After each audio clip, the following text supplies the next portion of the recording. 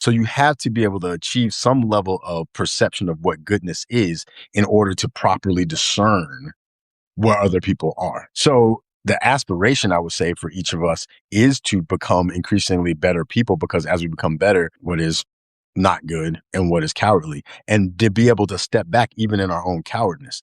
Now, I want to make sure that I communicate that the people who are cowardly is sad because they cause a lot of harm and they literally don't know what they're doing.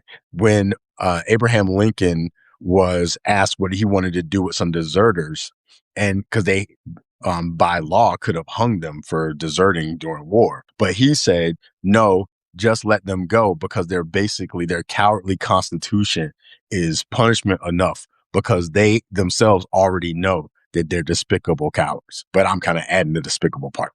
So I know that this sounds mean. I know that this sounds like jerky to people, but the only reason it might sound jerky to some people is because the people for whom it sounds jerky, no offense to those folks, but they are people who are not capable of making a decision one way or the other. They don't want to make a mistake, and so they choose to do nothing. They don't want to say the wrong thing, so they choose not to say anything. And that is also cowardly.